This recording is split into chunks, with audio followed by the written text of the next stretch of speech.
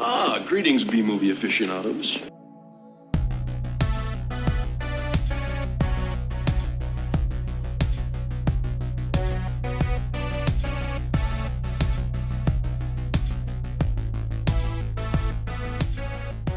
Hello, welcome to A Couple of Flicks. I'm Tristan. I'm Nick. And I'm Zach. All right, so before we talk about this week's episodes, I guess my first question is: did either you see the Batman? Yeah. Oh, yeah. Yeah, me too. So Nice. all right, so should we discuss that like real quick, or Yeah. you guys? I don't know. What do you feel? I guess. All right. So I guess before we talk spoilers, what were your overall thoughts on it? It was really good. Yeah, I liked it a lot. Yeah. Yeah, I saw it just today, so my thoughts are still quite fresh. So Really? Okay. Yeah, I saw it last Sunday or something. Last week, yeah. Yeah, me Cool. too.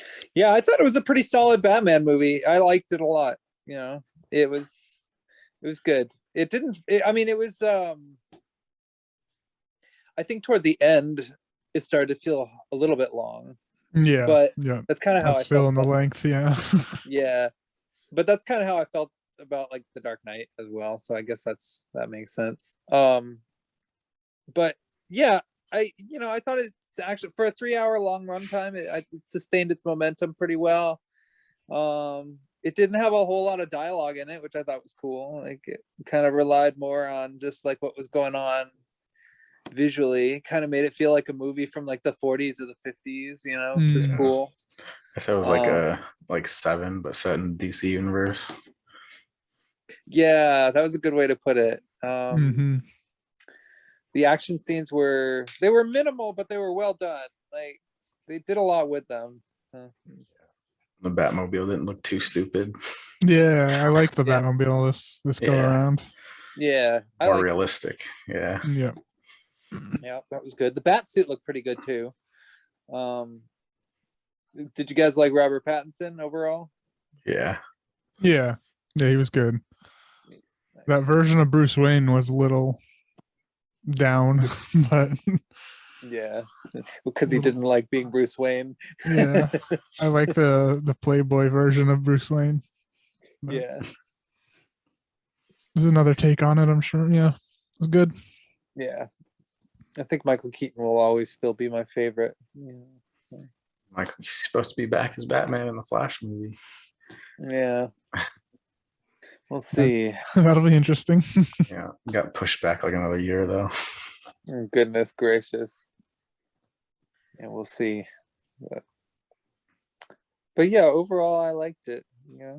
The Batman. Yeah, needed more Paul Dano though.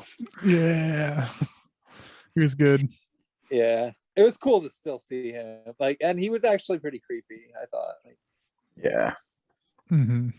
Yeah. I'm surprised it wasn't felt like an R movie, but I guess it was just PG-13. Yeah, I should have went a little more brutal with it, I guess. Yeah, it was a pretty severe PG-13, I thought. Like, and when a film like this is as severe as it is, you almost just kind of would just go all the way and just get just because like it's just so. I mean, so many people die in this movie. There's like people who literally get assassinated. And it's pretty twisted when you think about like everything that kind of happens in the last act. I thought I was gonna smash that dude's face in at the end, but it didn't happen. Yeah, it came close. It came pretty close, but because Batman just like injected himself with whatever the hell. I don't know. Right? Like what the fuck that was? The bull stimulant or something, or I don't know. At first, I thought that it was just morphine or something, but then he started beating the shit out of the guy. I was like, okay, wait a minute. Yeah, I thought it was like Scarface. Adrenaline or something. I don't know. Yeah, some of that shit they gave Bane. Yeah. Yeah. But yeah, it was a solid Batman movie. Yeah. Mm-hmm. I like the detective shit. It was more detective-y than other ones. Yeah, definitely. The Dark Knight will probably always sort of. I mean, my favorite Batman movie is Mask of the Phantasm. So really, like, I shouldn't even comment on the live action movie. So Is that an animated one? yeah, it's the only animated one that had any kind of theatrical release, and it's actually worth watching. It's the first Batman movie I ever saw. It's the one that kind of introduced me to the overall structure and concept, and it does a good job of doing it. Like, and it's about the Joker, and Mark Hamill and does the Joker, which we all love. Like, it's good. Watch it. It's actually it's available. It's very available now. It used to not be easy to find, but now it's actually pretty easy to find. And people love it. It's worth the love. Yeah. Yeah, most of the animated ones are really good. Yeah, I agree. The ones I've seen, I haven't seen all of them, but I like the ones that I've seen. Yeah. What was the name of that one? Mask of the Phantasm. Okay, I'll try and remember that. Yeah, it's good. Better introduction of Batman than Batman and Robin. That was probably mine. Yeah. Oh wow. That must have been interesting. Mine was the one before that, I think, with Jim Carrey in it. Yeah. Yeah. Batman Forever. That might have been it. Either way, those two are kind of the ones people shit on. Yeah, giant toy commercials. Yeah. Well, I mean, I still love them though. Yeah, Well, they're fun. I mean, personally, I do still kind of think they're fun, even though they are really dorky, Yeah. The quality of them isn't the greatest, I mean, just the first line of Batman and Robin, you can tell it's going to be a bad movie, like where like the car comes out and Robin is like, why don't I get a car? Chicks dig the car. And Batman is like, oh, this is why Superman works alone. And then like at that point you can just feel the audience just collectively eye roll, like, oh, this is going to be a long movie. But I still think it's fun, like, yeah. Very different from today's movies. Yeah. Yeah, definitely. And then, Christopher Nolan did his thing, and then, Zack Snyder took a couple cracks at it, and those went in those directions. Yeah, we don't need to go on about that stuff. Or the Lego movie that came out at some point. Like there was that. I mean, anyway, enough about Batman.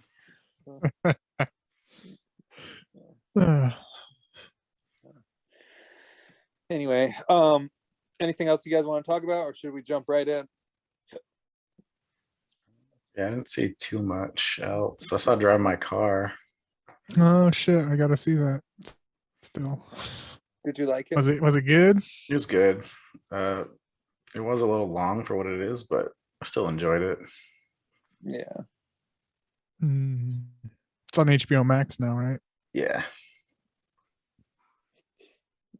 That sounds like how I feel about the new Batman movie. It was a little long, but I still enjoyed it. Yeah. But cool. Yeah, I want to see that one. Drive My Car. So the runtime is definitely daunting, though. Yeah. It takes 40 minutes until the title shows up. Oh shit! Really? Yeah. Dang, that's quite the pre. I think that might. I think the one for Love Exposure took like a little over an hour. I want to say. Oh wow! Into the movie to come up, from what I remember. Just got that one. I have to watch it. Oh, it's so good. It's a Sion Sono one, right? Yeah. However you say his name. Him. The only problem with it is it's like 4 hours, but I didn't mind the runtime that much. So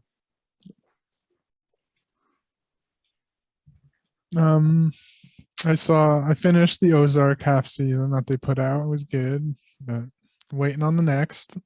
Yeah, That one should have been a full season. Mm-hmm. It's annoying how they do that now. Yeah. Yeah. And then I saw The Tinder Swindler on Netflix. Oh, nice. Some stupid doc. It was okay. It was okay. Wasn't all that interesting. I heard it was good, but just some guy ripping off girls on Tinder. Jesus. Yeah. Yeah, not all. I mean, yeah, they can't all be winners. Netflix Yeah. is definitely guilty of having some bad documentaries. Oh yeah. They're very formulaic with their documentaries now. Yeah. Kept seeing it was on the top 10 for a while. Like, I don't know. Most of the stuff in their top 10 is like, Yeah. Yeah. And it kept on making like it kept on getting talked about in the news, like people relate that were in the Tinder swindler documentary. They had scandals or something. I don't even know. And I'm like, okay, well, good thing I didn't watch that. Like, Yeah. It was not bad, but it wasn't great. yeah. I saw It's about Licorice Pizza. Oh, you did? Yeah. Nice. I enjoyed it. I enjoyed it a lot. I felt like it didn't really have a plot, but Mhm. you know, but after a while, like I didn't mind it. But it was just kind of unusual because like both the characters were really interesting, and you know they both had like their own like pretty bad issues, just personality wise. But it was interesting like the way that got introduced and stuff. And then like it just kind of like it started just kind of going in all these other different directions of like showing him getting a job and like her kind of hanging out with their friends and all that stuff, and it kind of cut back and forth a lot, and then it just was like it felt so scattered, and it just sort of felt like a more of like a memory of like like an old relationship rather than like a relationship that's actually like blossoming in real time, like which was unusual. I don't see a lot of movies like that, you know, so it took some getting used to. But I love the acting, and I enjoyed the characters very much, so Mhm. I like the soundtrack a lot. Oh yeah, soundtrack was great. Yeah. I'd probably watch it again. I don't think I'd call it one of my favorite Paul Thomas Anderson movies though. Like I still think Punch Drunk Love really hit a lot harder, both yeah, romantically, yeah, and just also like humanly as well, and just with the characters as well. And the Bradley Cooper stuff in Licorice Pizza was like it was interesting, but I thought that it was going to actually amount to more than it did. Like I thought it was gonna. I mean, I don't want to spoil it, but like it. I don't know. I thought like based on like what people were saying about it, I thought it was going to be like a bigger part of the plot. And so when it started happening, I was like, oh, okay, this is interesting. And then it got like really strange and interesting, and then went somewhere else. And I was like, okay, what in the world? Like, yeah. But overall, I enjoyed it. I would definitely watch it again. So, Oh yeah, it's a fun one. yeah, gotta see it. yeah. It's definitely worthwhile. I could see it like clicking with other people better than it did with me. Like I couldn't really relate to either of the characters. Like I thought they were both kind of screwed up, but I still cared about them, you know. And you know, I was more curious about their relationship, but I wasn't really invested in it. But I could imagine like maybe some people who knew people like that growing up could see like something of themselves in some of those character decisions or something, you know. I think that's probably why it was made. Like it felt like a much more personal type of movie for Anderson. So Yeah, I liked it a lot. yeah. Yeah, it'd probably grow on. There's like definitely some of the songs I like are still kind of echoing in my head. So anyway, I watched a bunch of other stuff too, but I don't want to go on about that stuff. Okay, let's begin. You're the first film that we're going to talk about on this episode is your choice, Zach. Yeah, I chose Dead Heat. from 1988, which all of our movies are 80s. If you couldn't tell by the artwork. Yes. Excellent. I'm gonna read Wikipedia. Okay, cool. Had you heard of this movie before you'd seen it, or? Kind of. Like when we first started the podcast, it showed up on lists that I was looking up, and then Vinegar Syndrome just recently put it out. Yeah. So Oh, okay. Cool. I had it. Check it out. Yeah. It's I don't think I'd ever seen this one. I think I'd seen like a poster of it, maybe the cover. Yeah. But yeah. It looks vaguely familiar, but it also looks like a generic buddy cop poster. So Exactly. It kind of tricks you. yeah. Detectives Roger Mortis. A little pun there. Yeah. Oh, yeah. Very Yeah, clever. Very clever. And Doug Bigelow, played by Mhm. Joe Piscopo. Who is an absolute joy in this movie. I liked him a I- lot. I liked him a lot. Yeah. yeah. Like his facial expressions were cracking me up the whole movie. Like I loved it. Like, Yeah. And the other guy's Treat Williams. I don't know if you guys have seen the Substitute yeah. movies. That's what I know him from. I've actually contemplated choosing that movie on this show before. I have two, actually. Yeah. I think the first movie I saw him in was Deep Rising, or whatever that movie was. About the one about like the luxury cruiser that gets taken over by terrorists, and the terrorists have to fight a giant sea monster. I've heard that name. I've seen the poster, but I didn't know what it was about. Oh, it's fucked up. It's great. Sounds awesome. Yeah. Yeah, they're called to the scene of a rather violent jewelry store robbery. The robbers take on a squadron of police in a messy shootout, but neither seem affected when they are riddled with bullets. Thanks to the combined, albeit extreme measures of Mortis and Bigelow, they're able to take out the criminals, their acts narrowly avoiding termination. That was a great scene. Yeah. Treat Williams driving up and down the street, blasting him with a shotgun, and then eventually just slamming into him. Yeah. I love that. And the other one got a grenade from what's his face? The other dude. Piscopo. Yeah. Yeah, no, that was funny. I mean, the film really didn't even waste any time. It cut right to the chase, literally. Oh yeah. And and it pretty much spelled out exactly what type of movie it was. It's a very reckless type of movie where, all the characters make very thoughtless decisions, but in the nick of time they manage to make it work. These guys are lucky to be alive, frankly. Yeah. After this opening scene. Yeah, and they have like really good buddy cop chemistry. Yeah. Good back and forth. Yeah. Lots of funny quips. Like the suit and then the leather jacket. And Yeah. Joe Piscopo just eating a hot dog, like flying down the road. Yeah.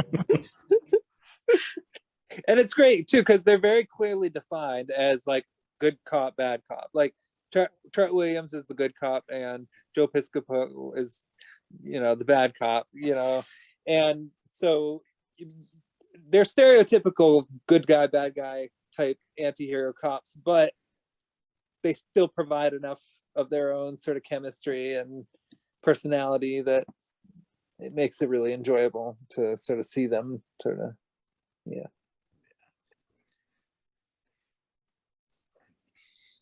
Meanwhile, a coroner friend of Rogers, Rebecca, informs the detectives that the two bodies they had brought in had previously been into the morgue. Not only do they have autopsy scars, but she herself clearly remembers performing the autopsy and has pictures to prove it, suggesting they simply got up and left the morgue of their own volition. Yeah, so that should give you a clue as to what direction this movie's heading in. Yeah.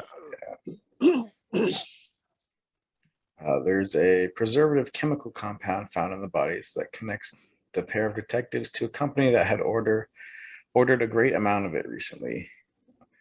Mortis and Bigelow investigate and meet the company's head public relations person, Randy James, who gives them a tour of the facility, which the facility is the Biodome and the video game place from Quigley. Oh shit, really? It looked familiar. Okay, that makes sense. That's hysterical. How did you find that out? Like, Oh, I know that building. I love Biodome. So. oh, okay. Okay, Yeah. that's I was like, oh shit, there's that building again. That's awesome. Have you been there? No, it's Oh, down okay. it's down near LA. Okay. I'd visit And it. Yeah. Oh, you visited it? I would. Oh, okay. I'd go. That's awesome. Yeah. Oh, and there's a doctor too in that morgue scene that's played by the dad from Christmas Story. Yeah. Oh, I yeah. was pumped to see that. That's the only other thing I've seen him in. Yeah, I think it Pumped was to see too. him. I was like, oh shit, that guy looks really familiar. I just thought, Yeah. Yeah. no way. I've never seen him in anything else. Nope. Yeah. He had some of his mannerisms and shit too from the Christmas Story. I think this came out before that too, right? If this is early 80s something. This was 88. Oh, so maybe just I don't remember what Christmas Story came out. I think it was It was 87. earlier. I think. Oh, 83. I- 83. Yeah.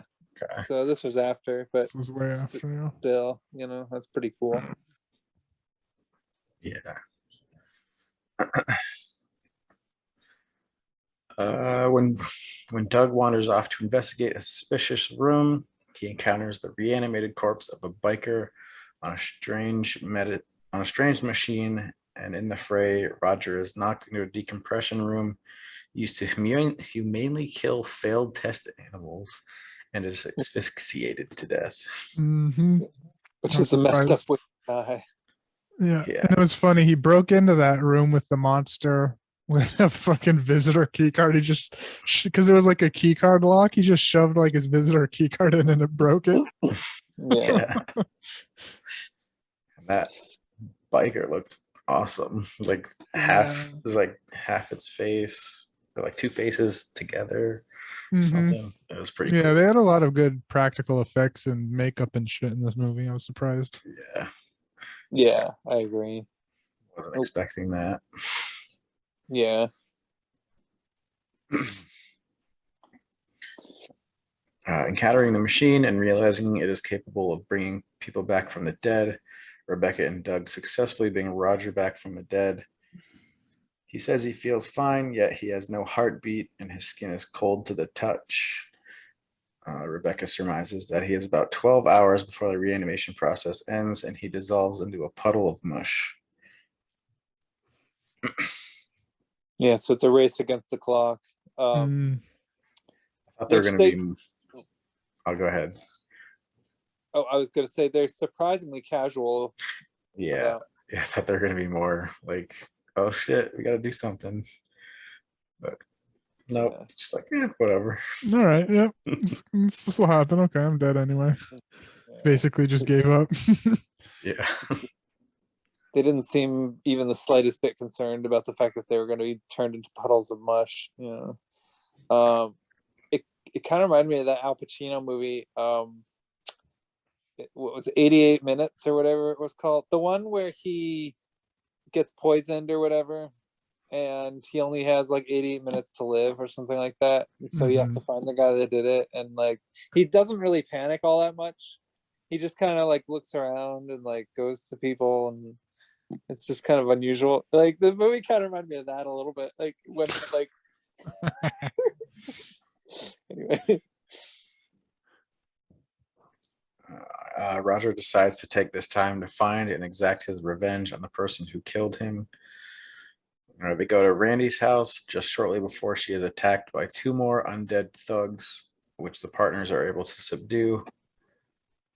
Randy says that she is the daughter of a rich industrialist and the owner of the company she works for until his death, Arthur P. Loudermilk, played by Vincent Price.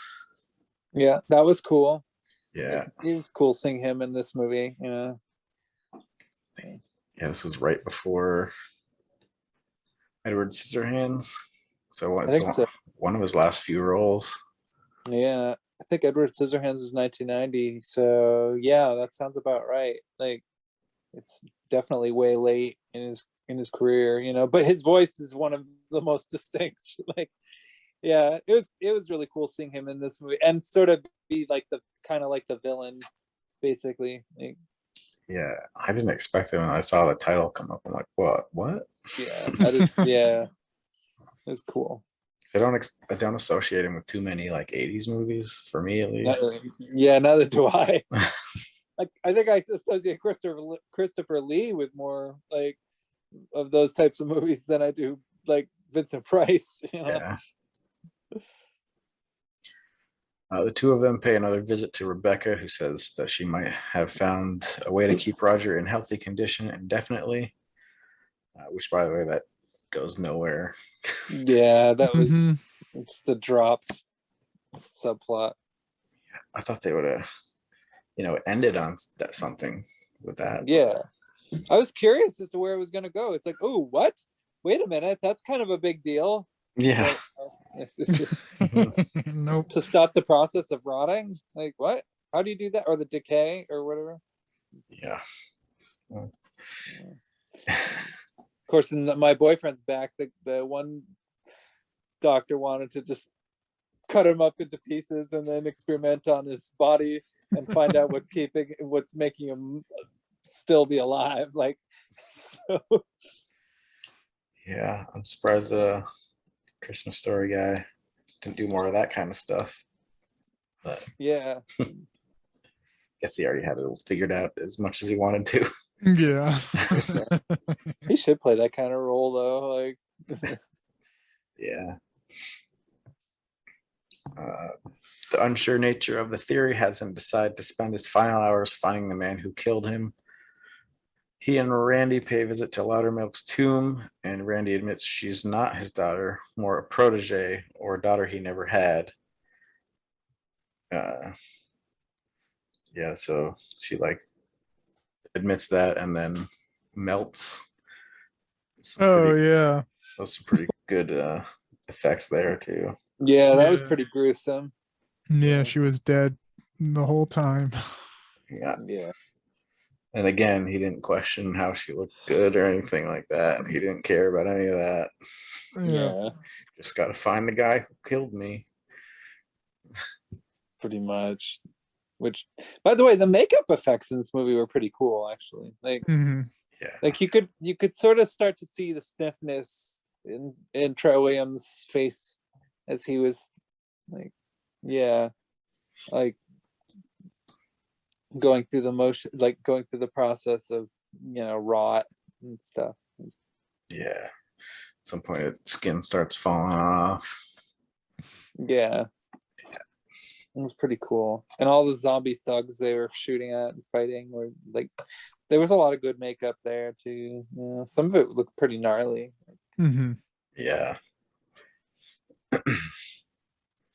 While there, they encounter a numeric code, which Roger discovers later is a vital clue.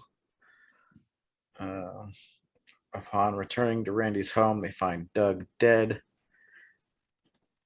She was like, oh wait, right. it says it right here. Having been suspended and drowned in a fish tank for some time, which I didn't expect him to be dead. I didn't either. That was a surprise. Yeah. Yeah, that was messed up. Yeah. And then at this point, it's like where you kind of started to lose a little bit of interest because he was a good part of why I was enjoying everything. Yeah. Yeah. Ready to be over with by this point. Yeah. Yeah. After they did that. I agree. That was sort of when the film hit a down point. Yeah. Randy tells Roger that she too is undead. I thought I just said that, but okay. Having been one of Loudermilk's first test subjects for resurrection, So she was one of the first ones. Why is she holding up better than anyone else? Because all the other ones look like straight up zombies. Yeah. Did they I don't say know. why? They knew something at least, because the main old dude was also dead, right?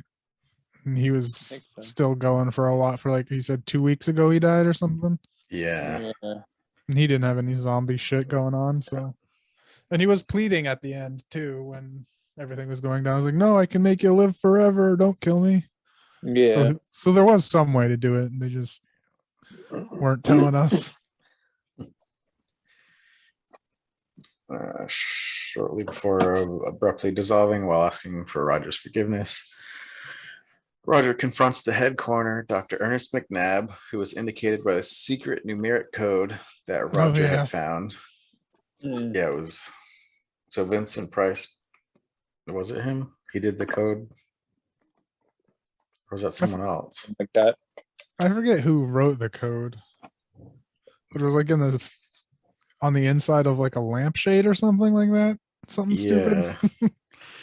Somehow they got a code at some point. I don't remember how, but Yeah. it was in the midst of Treat Williams' travels and trying to find the guy. Yeah. Yeah, but I thought it was Vincent Price who wrote the code, but then later on when it's revealed he's the villain, it doesn't make any sense. Right. Uh, That makes sense, I guess. I don't know. Maybe trying to throw him off the lead, his scent, because he points it on the Christmas Story dad. Yeah. Yeah. That makes sense.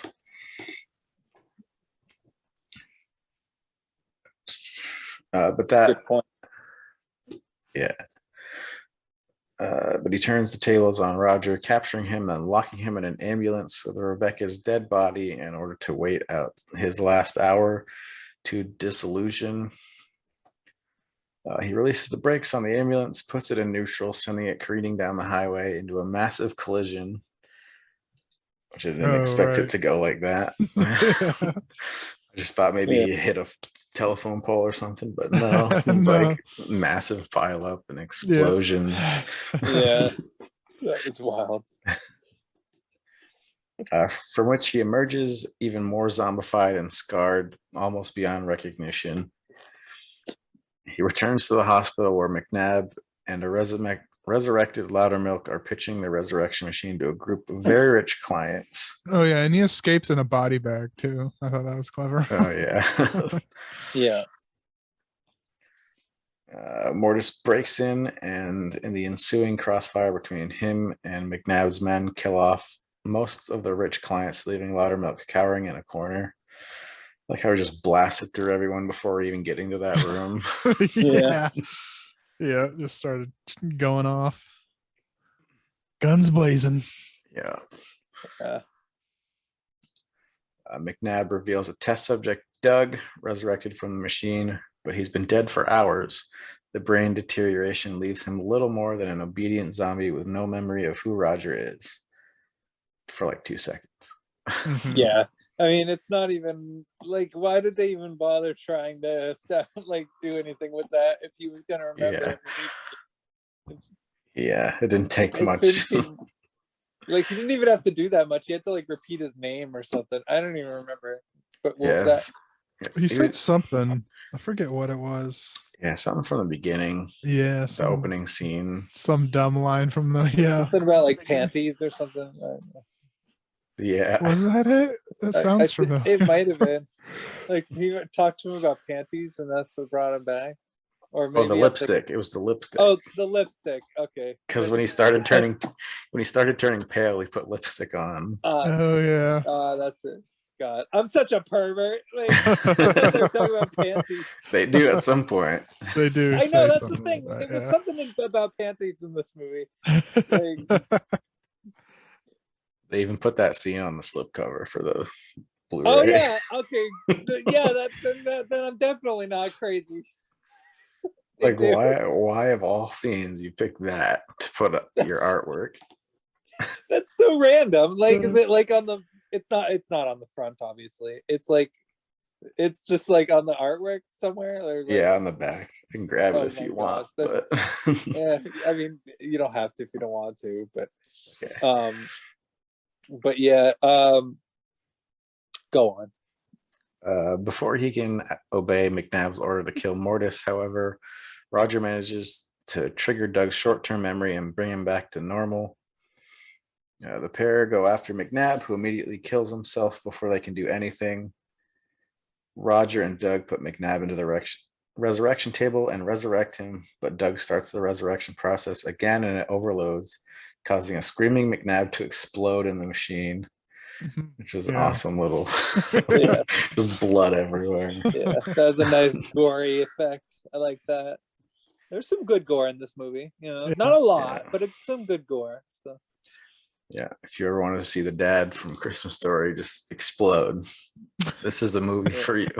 Yeah. oh yeah, Despite Loudermilk's pleas and promises of eternal life, the pair then destroy the machine completely, leaving the room pondering about the afterlife and reincarnation. Doug's fond wish of being reincarnated as a girl's bicycle seat, intriguing the both of them. Oh, Roger says finally, this could be the end of a beautiful friendship. cute. yeah. So it sort of ends on a solemn note, but everybody still got what they wanted, except the bad guys, you know. Yeah. Yeah, and we're to believe that they're gonna die in like a couple more hours completely. Right? Yeah. So I guess what's gonna happen? Yeah, everyone's Yeah. dead. And we just kind of have to accept that, I guess. It's interesting that we don't see it happen. It just the movie just ends really Yeah, suddenly. they could have put in like, oh, here's how you keep up with living. I don't know. Yeah, I don't know. They could tread something. I would have watched the sequel if they did that or something. Yeah. I think there was a sequel plan talked about, but Oh, what was I? yeah.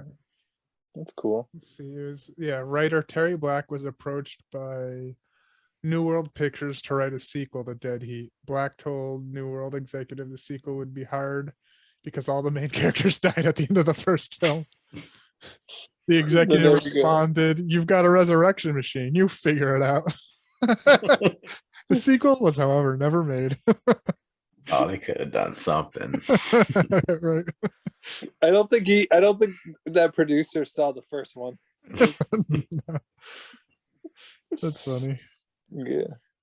There was a scene too I liked. They were in like a Chinese restaurant, which was like one of the patrons of these guys, and he had like a machine in his chandelier of some sort, and he turned it on, and all the Chinese food started waking up Oh and attacking. yeah, Yeah. That was a good scene. that was good. Yeah. And like Yeah, there the was big old thing of meat just like Yeah, grabbed him. Just a cow was- walked out of the walking fridge. Yeah.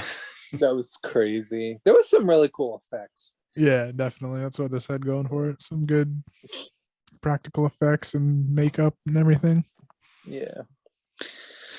I think overall, like I would have preferred more of everything, honestly. Like I feel like this film was like cool, but it could have gone even further, you know, like and been Yeah. even cooler. Like It's gone completely over the top. Like yeah, They should have went that way, yeah. yeah. Like if Trauma had made it, they would have made it really gross and perverted and crazy, but it would have been really cheap too, and it wouldn't have had as good effects. So that's sort of the problem with that. So this probably had to sort of compromise.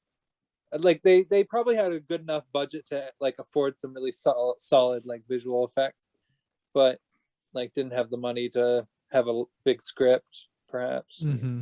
yeah.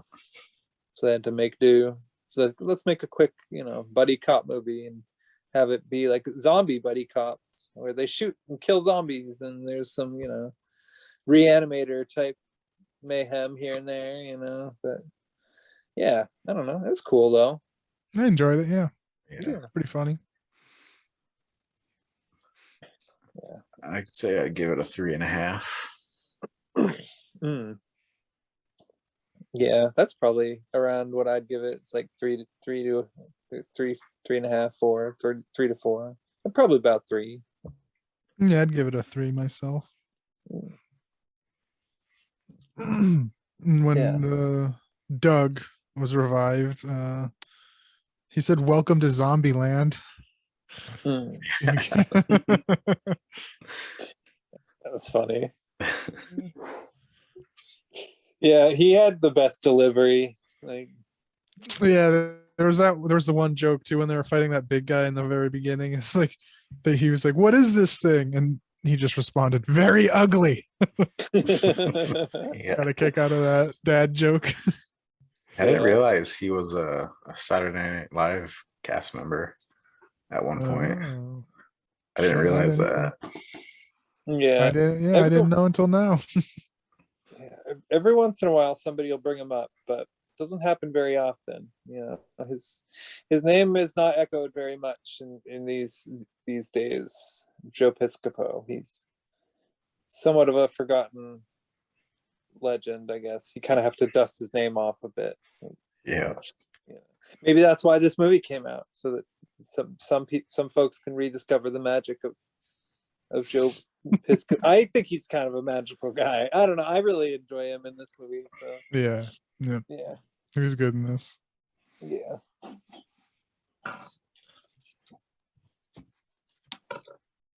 All right. Anything else about Dead Heat? I think so. Cool. That just about covers it. Yep, I got nothing. All right. Well, then, shall we talk about your choice, Nick? Oh yeah, okay, all right. All right. Here we my go. my choice was Voyage of the Rock Aliens Hmm. from 84. Yes. And I already know that you're not going to give this one a 1 because there was indeed at least one breast. Yeah, there's the one breast. It was very brief. Yeah, but it counts. Counted. Yeah.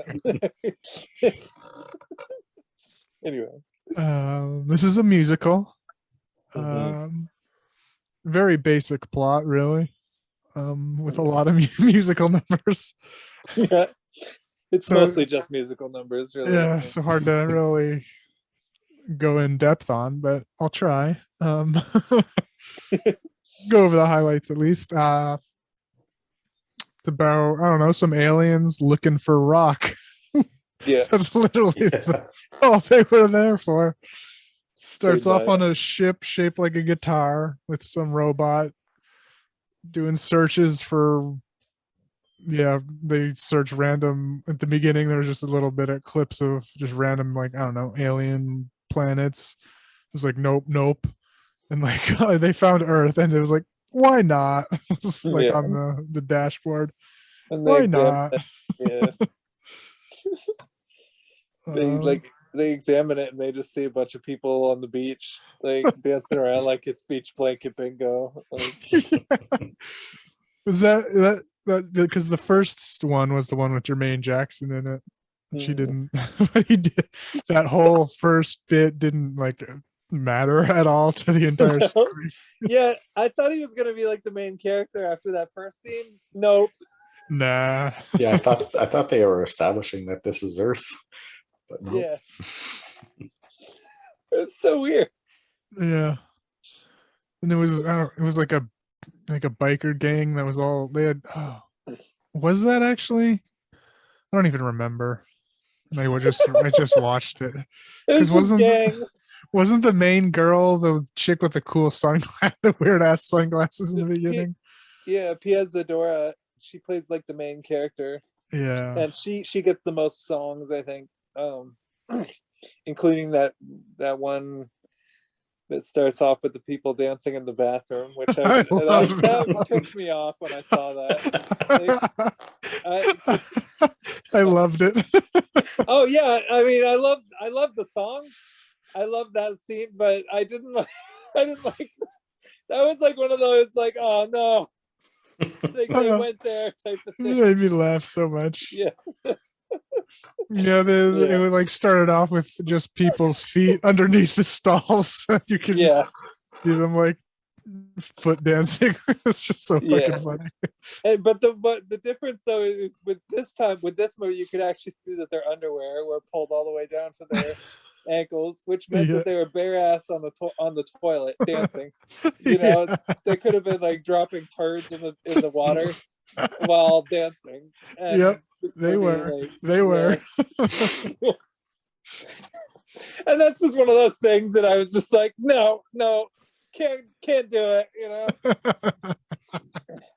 I loved it. Yeah. Oh It was yeah, no, so of course. dumb. Yeah. Uh, um, yeah. So they get to Earth, this rock group of aliens. And they were like in a stasis sleep too, which was cool. They were like action figures that just went through like Oh yeah. tubing. Yeah. That was And funny. they come out and they're like real Yeah. people. Yeah. They beam down in the telephone booth. Mm-hmm. Yep, that Yeah. was their beaming device. Was a telephone booth. Like, was Yeah. this before Bill and Ted? When I saw that. Oh, good question. Maybe this ripped off Bill and Ted. I don't know. Trying to remember what year that came out, but 80, sometime in the 80s, sometime in like the late 80s, I think. I don't know. no, so this was probably this This was was before. before. Maybe. Because this was Interesting. 84, yeah. Oh, okay. Yeah, then I think this was before Bill and Ted's Excellent Adventure.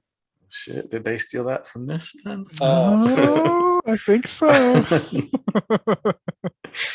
of a bitch. Anyway. So yeah, we're introduced to the crew too. They're all named like just the alphabet. Like all their names are just like A, B, C, D. The main guy, A, B, C, D. They called him Absid. So they like tried to phonetically name them, even though they were just letters. And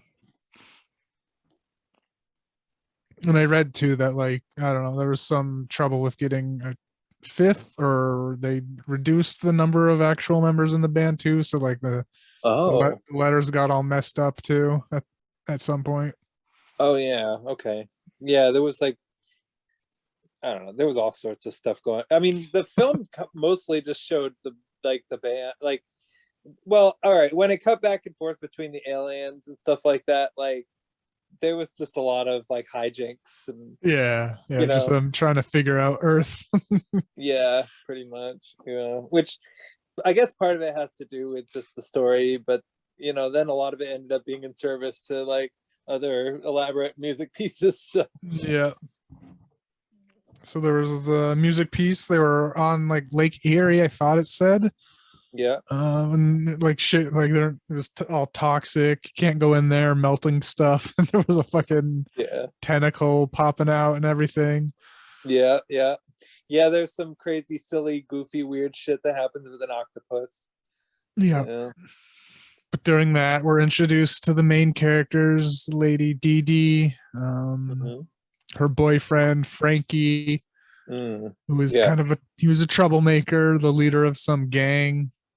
I don't remember the name of the gang, but he's got problems, but still. He doesn't allow singing with, I don't know, some he had some clause of don't sing without me or do only with my permission or some dumb shit. He's the landlord on that all over.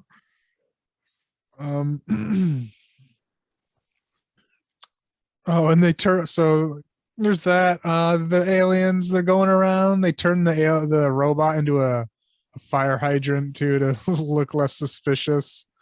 Yeah, that was funny.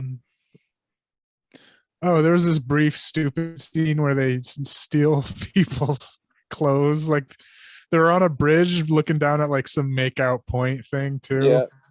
And they just like snap their clothes off of them. Yeah. But in the next scene, it's completely dropped. They're back in their alien suits. Like, it's just like a one-off gag. Yeah.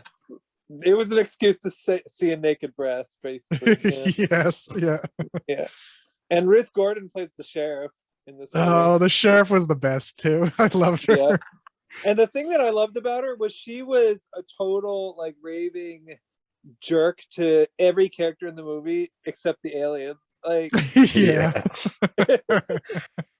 like she sees them and she's like, oh, you boys might want to go back that way where you'll be safe. Like implying that they're like that they look like vulnerable or something. I don't know what she was doing, but like, yeah. Anyway, she was funny though. Like, Yeah, there was, so they eventually meet up too, the aliens and the main character, like the main alien, like I don't know, quote unquote loves the Dee Dee, and he like explodes like cartoonishly. yeah. And they try to sneak him back onto the ship to fix him. But the sheriff was there and they had like a little hijinks hiding around the sheriff, investigating the stupid little telephone booth thing. Like a scene from Scooby-Doo or something. Yeah, exactly. Yeah. It all pretty much goes nowhere really. Like, yeah. But we get that, but in that diner there's a cool little song, Justine. I like that one. Yeah. It's a nice song. Yeah. I think my favorite song in the movie was Nature of the Beast. Yeah, that one was good. Yeah. I actually did save a few songs from this movie on my playlist. Like, nice. Yeah. Nice. So. There's some good songs actually, to be honest. Yeah, honestly, I actually like, I mean, you know, I like this movie a lot. I have to say, like, I mean, it was definitely pretty stupid. But yeah. I don't know. The songs kind of made it for me. Like, yeah. They were like real cheap, like retro 80s style type songs combined. Like we're all like 60s and 50s, like beach movie nostalgia. Yeah. And so it was kind of like, but I still enjoyed it for some weird reason. I don't know why. Like, yeah. Oh, it was funny shit. Yeah.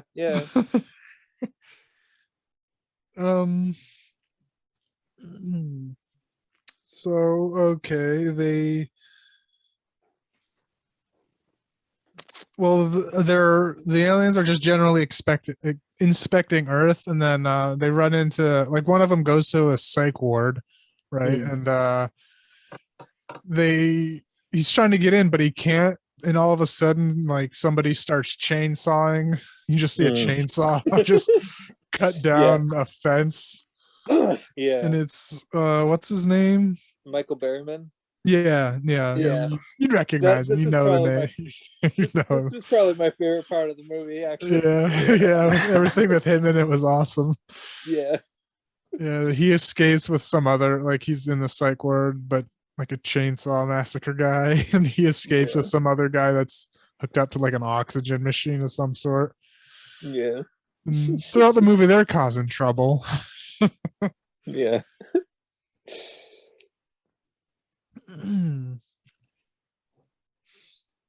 Oh geez. At one point, like, he's like the girl, like the one girl that he's chasing ends up having to stop and because the chainsaw starts malfunctioning, so she has to like show him. I loved that. Fix it, because apart and repair it. She was like a mechanic of some sort. Like in the beginning, they were showing off that she was fixing stuff. Like the aliens did some musical number, and Dee invites them to, I don't know, some concert that's going on in town, and Frankie, he doesn't like it. I mean, this is skipping a lot, but it's only skipping musical numbers, really. That's the thing. Like the plot's hard to slow down. I loved also speaking, just go back on the sheriff. I don't remember when this happened, but it was like somebody's like husband's murdered, and she calls up the widow, and she's like, so are you the widow of, I don't know, this guy? And then she's like, what? No, my husband's still alive. And he's like, Nope, the hell I am, and then just hangs up on her. It's like, that's the way she broke the news. It's like, oh, I hate having to do this. The hell he is. Or whatever. Yeah. It's the way That's she broke the funny. news that her husband's dead. That's when I fell in Yeah. love with her. I was like, Yeah. ah. Oh my god, Ruth Gordon is the funniest. Like, oh, she was definitely like a American icon or whatever. Like, she just, yeah, she's done some great work. She was in Harold and Maude. That's probably her most well known performance. So Isn't as she in, Maude. she's in Rosemary's Baby too, right? Yes, and she was really scary in that one.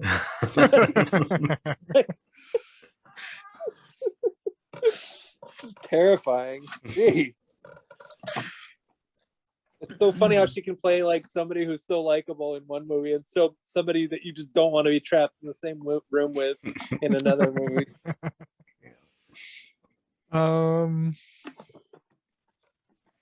Oh yeah, the chainsaw fight too was funny with him. I don't know who he was fighting, but they were kind of dancing to some music while they were fighting.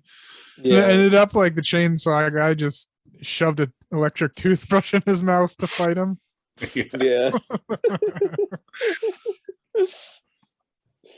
But, then they get into the dance hall because it was blocked off by the Frankie's gang, but they go through somehow the toilets. They just they get through with the toilets. And here Dee Dee breaks up with Frankie to go with the main alien dude. And there's a rock battle. What do they call it? Battle of the bands kind of thing. Yeah. Musical number. Yeah. Which I enjoyed. I thought the aliens were like, I don't know, techno-y type 80s pop, where their music was cool. Yeah, and then the gang's band was more rocky, and it was the same song but like played differently, and it was awesome. Yeah, rockabilly, what it's called, kind of like that. Mm-hmm. Rockabilly versus like Devo style. Yeah, like it was cool. Like rockabilly versus punk Devo style like music. It was cool. I really enjoyed it a lot. I thought I'd say the music in this was better than it was in Streets of Fire. Yeah. Cool. Yeah, I like this one. Like, I hate musicals mostly, but this one had some bangers in it. Yeah. So the alien takes Dee Dee up to after like all the musical number go down, and she breaks up with Frankie, and he takes her up to the ship to show him around and stuff, but she kind of, after he's like lays out his plan that, oh yeah, we have to go back to my planet and do a surgery on you to make you get rid of all your emotions. She's like, oh, I don't want that. No, I like loving people and stuff. So she goes back down and gets back with Frankie, who at this point has a change of heart. He disbands his gang. Because he's all mopey and stuff, and the gang finds while stuff is going down, the gang finds the teleporter and trashes the ship too, and there's that little bit. Let's see. I don't know if much happens besides all of the music. Yeah, I mean, eventually she gets back together with her partner. Yeah, and she gets back together with him. Yeah. There's a funny line where like the alien asked Dee what she wants to be, and she was like, oh, I wanted to be either a nun or a bomber pilot. Yeah. I thought that was hilarious. Yeah, her boyfriend seemed, I mean, in the end he seemed likable, like. Yeah. And there's another, and she was asking about the operation, so like, when do we have sex? And then the alien says, oh, almost every day. Yeah, almost Tuesday, almost Wednesday, almost Thursday.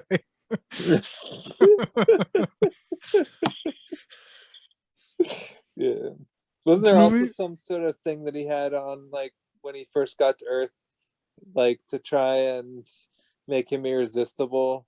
But then he ended up Oh, drawing all yeah. his members of the same sex. Yeah, it was supposed to be like some female attractor device thing, but it, it malfunctioned and made all the dudes like him and jump on him and shit. Yeah. And they ended up breaking it. Yeah, And then, yeah. like, then when they were walking away, like, they were like, "Oh, that was interesting." Yeah, Yeah. yeah.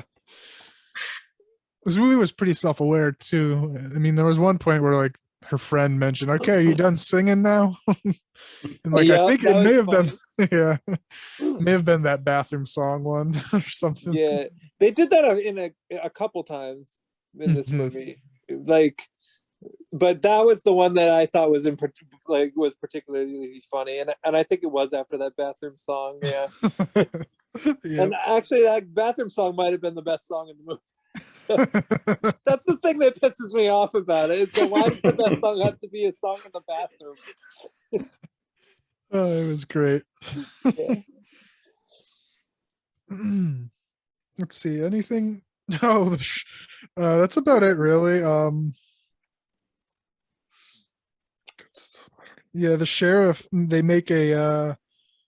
I don't know what the fuck that was. They had a pavement thing, like one of those pavement rollers that they attached a bazooka to the front of, Yeah, and they rolled over two dudes. It was like yeah, Looney Tune style. They came out the other end flat. yeah. They did that stupid thing where the person gets run over and comes out as flat like paper on the other end. You know, like, it's just, Yeah. yeah. But yeah, I mean that's about it. I mean the aliens go back to their ship and I don't know, go home.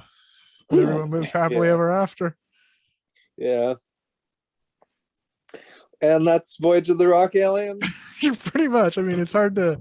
There's no plot. It is literally Yeah. just some aliens coming down to rock out.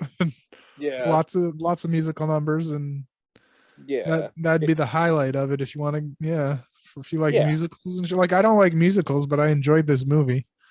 Yeah. The music was banging. It was real good. Yeah. Yeah. I liked it a lot. It was pretty creative, colorful, goofy. I could see some people kind of getting sort of burnt out by all the music. I can Okay. sort of see. Oh, I kind of got burnt out a little bit. yeah. Like, I don't like musicals either. The music was good, but I don't know. Still didn't. It was still a musical. Yeah, yeah. I would actually say, yeah, if there was one complaint I had about this movie, there's probably one too many musical numbers. Like,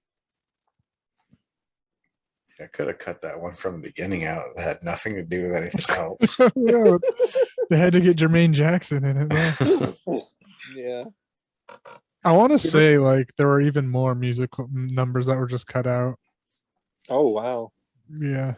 So they were gonna really go like full Xanadu with this one, like musical epic. Like, Yeah, pretty much. all right, dang. Well, maybe we'll get the director's cut DVD or whatever, like, or the Yeah. extended musical epic Voyage. Okay, I mean, at least looking quickly through, Hmm. there was very dangerous a song that was just called "Very Dangerous" that was referenced to in the dialogue, but didn't make the final cut. So there's definitely some move, and I just remember them hearing about them cutting a bunch of songs actually. Okay. Um, Yeah, I believe it. Like, yeah, 'cause Oh. yeah. One funny bit was there was that so the chainsaw scene where they were cutting that that in the very first one where they were cutting the fence. Berryman didn't feel comfortable doing with it because he felt like it was too dangerous. And then so they had like a crew member do it, but then Berryman noticed that when you make like chainsaw like when you're using a real chainsaw, you invert the chain so it doesn't actually hurt anyone, but he noticed it was put on correctly, so it would have actually done some damage if Ooh. anyone fucked with it and messed around Yeesh. with it. So he's the one that caught it, and they reversed it and everything and made it safe and whatnot. But Ugh. yeah, they almost fucked up there. Yeah, that could have been bad. Gee. Yeah. Yeah. But yeah, I don't know. It's about it for that. I'd give this a good 3.5. Yeah, I think I'd give it maybe like a 3. I don't know. Maybe on a good day I'd give it like a 4, actually. Yeah, I don't even know. me. I think I I- would too, even. Yeah, like I don't know. I just really enjoyed it. It was really dumb, but I mean, Yeah, that was super dumb. yeah, but it sustained my interest. I don't know. I liked it a lot personally. Yeah, I think I gave it like a 2.5. yeah, Like if it wasn't a musical, I probably would have loved it. yeah, yeah. Like the Michael Berryman stuff was pretty cool, and Oh like, yeah. like Oh, and he it- even saved the day at the end too. Because the fucking tentacle thing. yeah, It kept popping up throughout the movie. There was just a tentacle in the background randomly, which I just Yeah. thought was funny and then like at the very end, the tentacle like just wrapped around the entire school. yeah. And he chainsawed just like the tip of one of the tentacles and like bubbles spurted out. That was so stupid. It was like literally just like the smallest tip too. It wasn't Yeah. even like hardly anything, and that was enough to conquer it, I guess. Mhm. Like, yeah, like you Kind said, of. bubbles.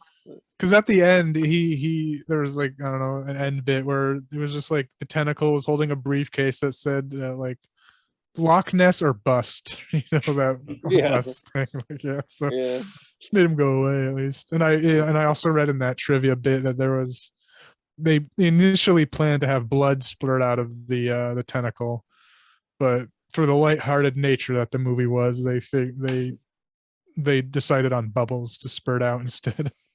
yeah. This movie was really lighthearted. This might be the most lighthearted movie we've done on this show. Like this might be even more lighthearted than Suburban Commando. Like if there's any movie that gets a G in my book, it's this one. I mean, what kid is going to be afraid of an octopus that blows bubbles? Like, Yeah. Yeah. Yeah, there wasn't much to be scared of in this one, yeah. yeah, maybe a PG because of the nudity, but like that's it. Oh right, yeah. And the Like the chainsaw brief, Berryman yeah, chainsaw stuff could yeah, be kind of creepy, yeah, but it was still harmless. yeah. I mean, unless Still you're a harmless. kid who's seen Weird Science before, then you're probably okay. But if you haven't seen Weird Science, then yeah, that probably would be pretty scary, actually. I don't know. Yeah. That's it for Voyage of the Rock Aliens. Yeah. 4 stars for me. I'll give it 4. Excellent. Yeah. Yeah. I think, why not? I think I will give it 4 as well. Yeah. Just for fun. Yeah, it's definitely something I could rewatch many times. Yeah. Yeah, me too, I think. Especially with other people. Yeah, yeah. Zach, you're still sticking with your 2? Yeah, for now. All right, cool. Give it a Yeah. few rewatches. You'll come Yeah. around. Yeah. Maybe that- like That would definitely be something that would make the rating go up. Is watching it with people. I think Yeah. I think that could be said about most anything we've watched Oh. on the show. But oh yeah. yeah, Yeah, no. Next time you get a chance, invite some buddies, like get some beers or whatever the heck. And yeah, watch Voyage of the Rock Alien and see how it goes. Maybe Yeah. maybe you'll come around. So Like I could see this doing like the Rocky Horror Picture Show kind of shit.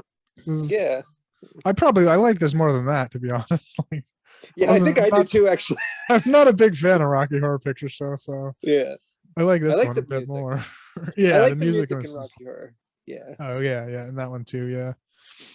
Yeah. The music in Rocky Horror I really, really enjoy. Rocky Horror, it's a movie that I enjoy to a certain extent, but I kind of get tired of it.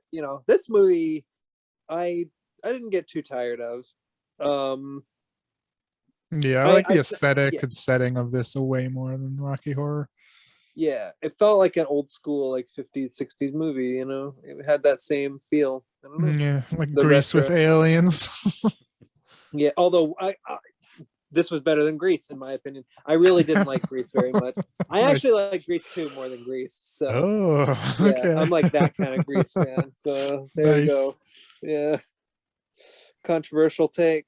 Hot take. Hot takes. Yo. Grease 2 is Oh, better than shit. Grease. Yeah. All right. So before I go on to my choice, just out of curiosity, why what compelled you to choose that film? Oh, I saw it on another or listened to another podcast did it, and they gave rave reviews and yeah, Nice. they said it Cool. was like their bet. Like, how did this get made? Yeah. Like Paul Shear and Jason Mantzoukas. Nice. They did it. They loved it. They were like, I've never heard them like gush over a movie like that. And they said that they're thinking of doing it yearly and doing Yeah, like screenings of it and shit like that. So that's cool. they fucking loved it. Yeah. All right. Well, the film that I chose to talk about was Night of the Demon from 1980, I think. Yep. Yeah. Okay. I chose it because it's on the Video Nasties list, and I don't know. I kind of was curious to check out some of the films on that list. Like that, this was one I hadn't seen, and it's a Bigfoot movie, and I don't know. In my experience, a lot of Bigfoot movies haven't really been all that nasty, so I wanted to see what was so nasty about this one. So yeah, that was my reasoning behind choosing this. So I didn't really quite know what I was getting into when I chose this one. But all right, so I guess to describe the plot, it's pretty much just about like this group of students, I guess. It seemed like they were like anthropology students, perhaps, or some kind of in that field. Yeah. Yeah. They're going over some found footage of like this family of some people, like a mom and daughter who were seen like this. They were last seen in this video footage and had disappeared, of them what appearing to see like a Bigfoot type. And I think their husband was there too filming, so I think he disappeared along with them. And then like there's also like I think somebody else who disappears as well. There's basically there's been like a series of disappearances that have occurred in this area. And the daughter of one of the people that has gone missing is kind of what spurs this circle of students to kind of go to this region and just sort of check out, I guess, the area and do interviews and just see and explore what happens. Basically, they can't just, I guess one could say it's an excuse to camp out for a couple days, but it seems like they're taking it pretty seriously. So, but let's see, throughout the course of the film, a lot of people die. I didn't really know who any of them were. Yeah, a lot of They're just- flashbacks. Yeah, it was Yeah. just this whole movie is technically a flashback too. It starts out in like some guy in a bed Oh, yeah, telling the story. Yeah. you're right.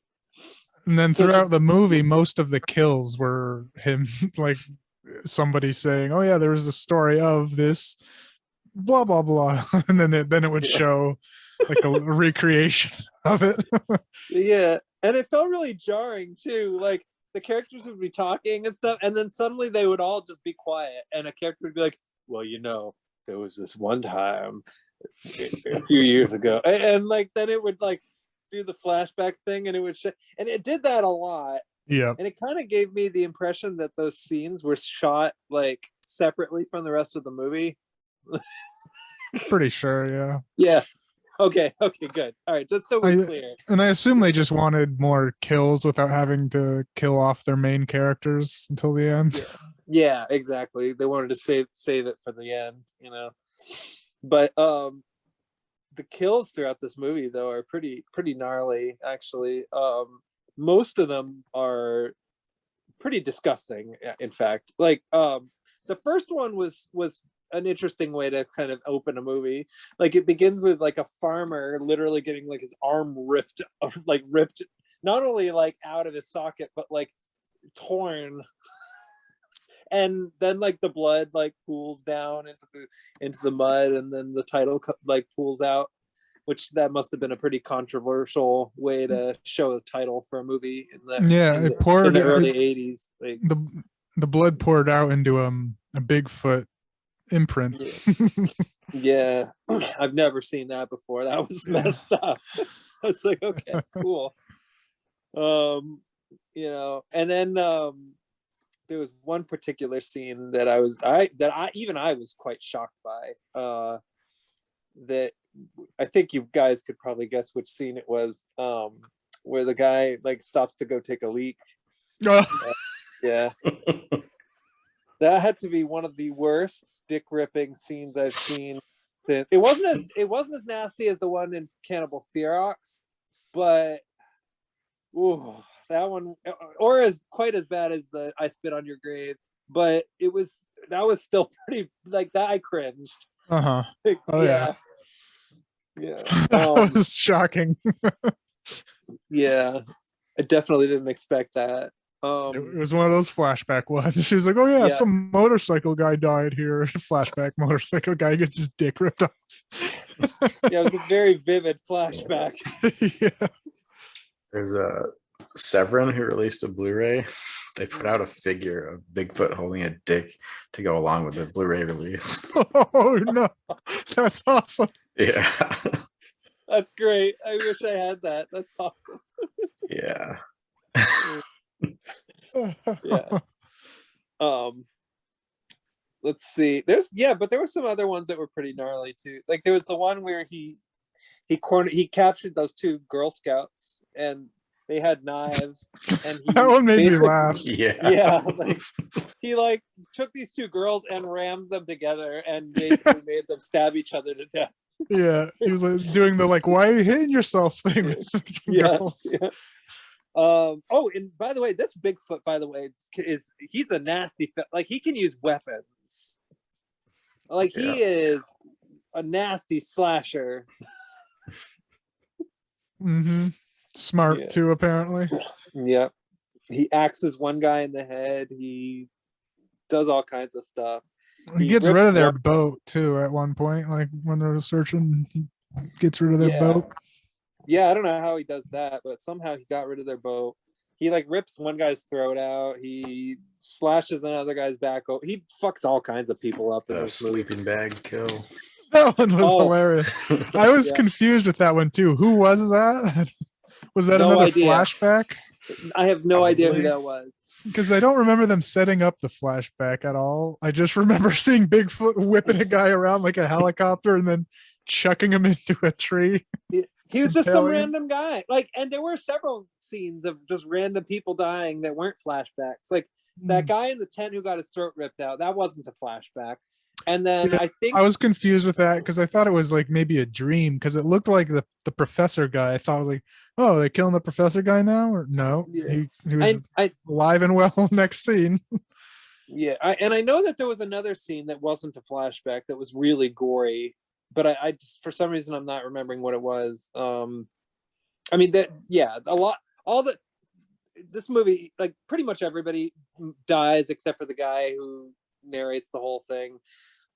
It's very Lucio Fulci. Like the whole film is mostly kind of dependent on the gore effects, but there are some really interesting story ideas, in my opinion, that like are kind of scattered throughout that I like. So they go to this area and they're kind of sleeping sort of on this, like not in this guy's on this guy's property, but kind of near it, like enough for him to get agitated. I thought it was like right next door, like in his yard. I was like, I wrote that down. I was like, why are they camping in his yard? Is like, how are they? How is he even okay with that? Yeah, were they in his yard or? It looked close enough. Yeah. Yeah. Okay. Cool. Because at night, like I couldn't really tell, so I was like, yeah, at night it looked different, but the day shots, it was like 2 feet from his house. Yeah. Eventually, they kind of make good with him though, like. Because like the one guy goes in and has a drink with him, but he notices that he gets really agitated when the subject of Bigfoot comes up, Yeah, like you could tell there's some history there, and then Yeah. there's like this whole subplot involving a cult in the like a Bigfoot cult in the woods that's worshiping Bigfoot, and they're like these men are having sex with this woman who you later find out. Okay, so these were the parts of the movie that I thought were interesting, where the actual plot parts, like, so you find out kind of throughout, like gradually throughout the course of the movie that so she has like one of those crazy like religious type fathers who like ended up basically like she was basically just being a harmless like adolescent girl that you expect them to be, kind of flirting with guys or whatever she was doing, and her father got pissed off and kicks her out, and unfortunately she ends up getting ravaged by Bigfoot, and her dad finds them, and I think he like shoots at Bigfoot or something. And then he shoots her. Shoots him. yeah, and then it goes in a really sad direction where he ends up basically making her carry the baby to full term, and then like it's like deformed, and then he ends up killing it and burying it in the woods or something like that. And yeah, and she's of course traumatized by the whole incident, and is like, and which has to do with her like basically like giving her body to this Bigfoot cult. But of course they start trouble with this cult by setting fire to their totem, which of course that doesn't really go anywhere, but No, it ends there.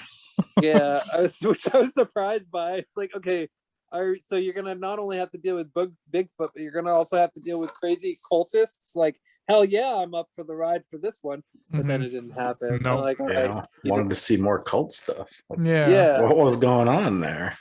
Yeah, for real, but no, you just stick with Bigfoot, which ends up being enough, really, I guess, because Bigfoot fucks everybody up in this movie. Yeah. But but I'll tell you what I loved about this movie though was, in the end, I still really honestly felt the most sympathy for the Bigfoot character.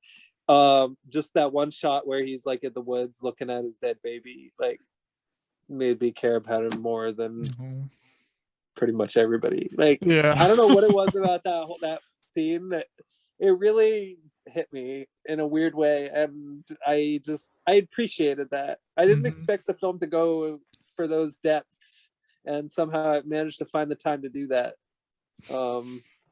Yeah, and he was giving gifts to the girl too, like being all nice to the girl and everything. Yeah, exactly. Like, even though he ravaged her, you could tell there was still sort of like an almost King Kong type of element to it, which I don't know. They mentioned that in this, right? In the movie, King Kong. Yeah. Someone else as well. Yeah, I think they said Faye, right? Yeah, whatever her name is in King Kong. Like, they do say something like that in this, yeah. And like the creature from the Black Lagoon and stuff. I mean, it's just because like the whole interspecies, like, it's sort of an unusual like subject for a horror movie, and now of course it's sort of mainstream thanks to like Shape of Water. But back what Clerks too. Yeah. Interspecies erotica. Yeah, or Clerks too. Yeah. But at the time of this movie, though, to have it actually sort of be taken seriously, like, I don't know, it just kind of surprised me. So, and then the ending, it kind of just turns into an all-out slaughterhouse. Yeah. Let's see. You got one guy getting disemboweled. One girl gets her neck cut. Actually, there's like a few characters that get their neck cut. One guy gets his neck split open, like on the window, like on a broken window. Yeah. And then the other guy, he gets like his face burnt off, which it burnt a lot more. It burnt like everything. But when you see him in the present time with the bandage on his face, the top of his head looks unburnt, which I felt a little frustrated with, because it wouldn't have bothered me so much if they hadn't shown the close up and then faded to present day. Because like when you see him in close up, his face is all chunky and gnarly, and Bigfoot is holding on to it, and it's like, oh, this guy is doomed, and Yeah. he basically looks like he has no face. But then you jump ahead, and he just looks like a normal guy with a band-aid on, and it's like, oh, okay, well, I guess he did all right. Like somehow they managed to restore his face somehow. Like Surgery I don't know was a what they did. success. Yeah. I mean, overall, I actually really liked the movie quite a bit, but it was I mean, it was on the cheap side. There were some schlocky elements. Yeah, acting wasn't too great. Yeah. Acting was real bad. Yeah, the acting was pretty wretched. I almost kind of feel like the gore scenes kind of took away a little bit. Like I feel like maybe if they hadn't been sprinkled throughout, they would have been more effective. Like if they had just saved it all for the end. Yeah, or if it You wasn't know. flashbacks, but like more like of a slasher, like going through the main group of people. Yeah. Yeah, exactly. Like because like I don't know, every once in a while somebody will get murdered in the present time, but you won't even know who it is or where they even are or how close they are to the villain or the main characters. Yeah, there was just It's that one kid that disappeared Yeah. eventually, and then they find him. Like Bigfoot, like strung him up in front of the door. Yeah. Yeah, that was intense. That's I the mean, only main character we see like that gets actually killed until the end, but he just Yeah. disappears either anyway. Exactly. You Was know.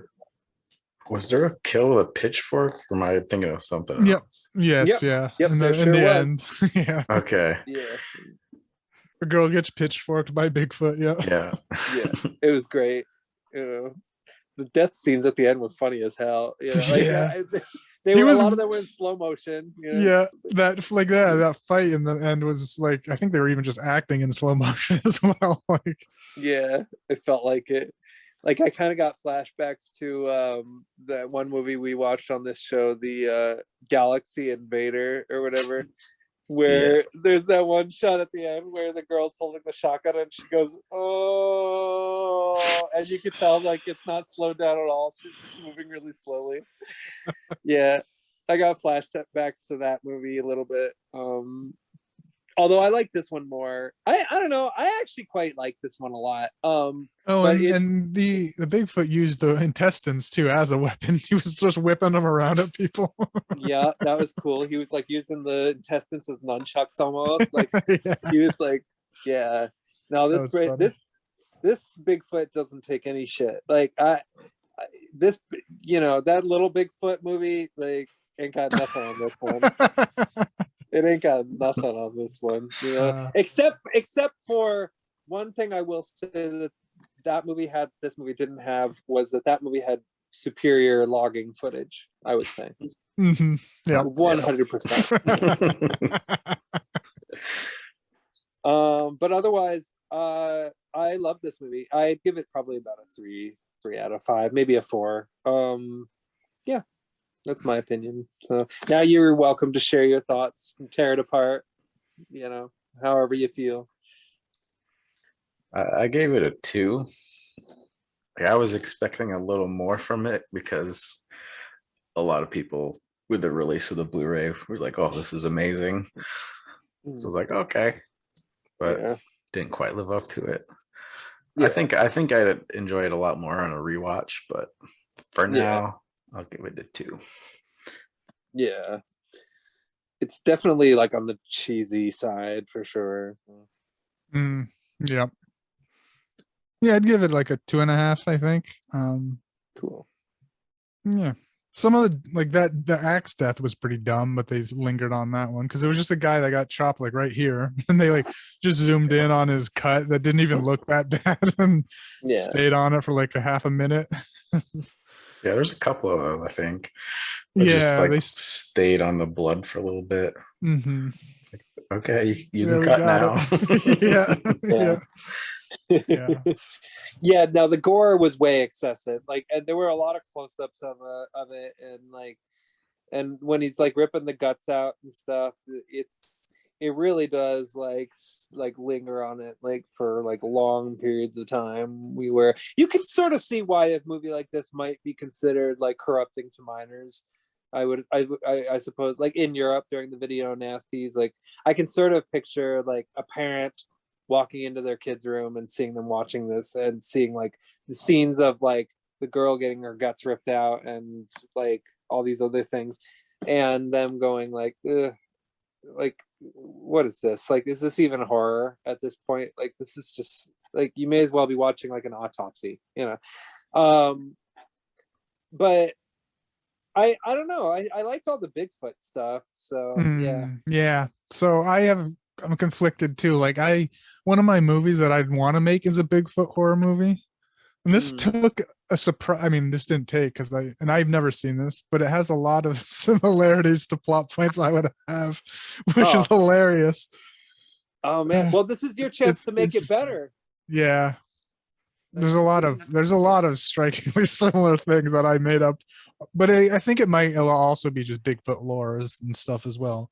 Yeah. But like, yeah, it's like, oh man, because one of the main hooks of mine is also like, it's not professors, but students going out and looking for Bigfoot in a documentary style type thing. But okay.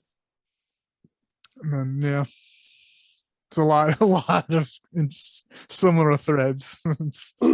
Yeah, well, I think I think you can make a better Bigfoot movie than this, honestly. Oh yeah, like, yeah. Like this was good for the 80s, but if it were made today, like I don't know. This could use a remake. I'll just put it that way. You know, I don't say that about a lot of movies. This one, I might say that about. You know, there are things that could have been done better. So. Oh yeah, that's for sure. Yeah. If it was made in the 90s, it'd definitely be shot on video.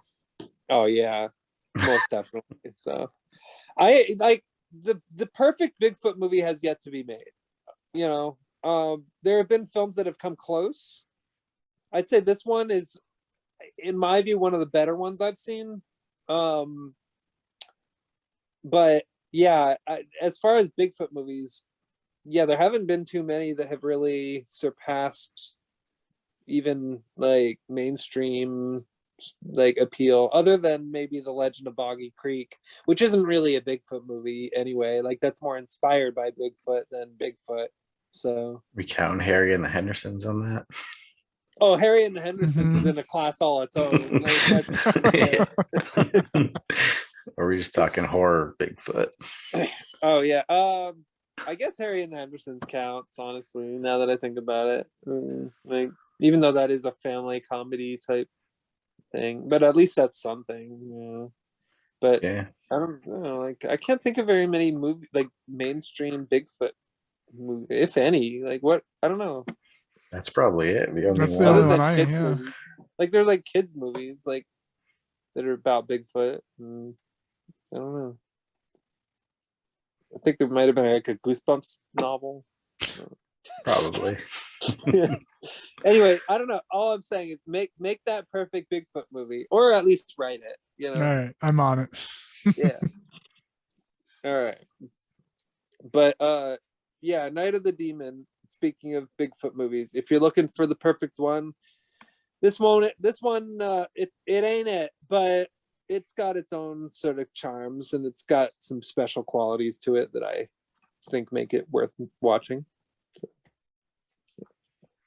All right. Yeah. All right, and I guess that concludes our episode. So is this where we say goodbye? Yeah, we can mention next time we're gonna do a random picks. Oh yeah. Yes, okay. So you'll have to wait till the next episode to find out. Yeah, we're not gonna tell you our picks this time. Sorry if you were expecting to find that out. You know, you ain't getting that info from us. We're gonna be doing that ourselves in private. So keep away. It'll be a surprise. Yes, it'll be a surprise. So yes, until next time, have a good night. Have a good one. See ya.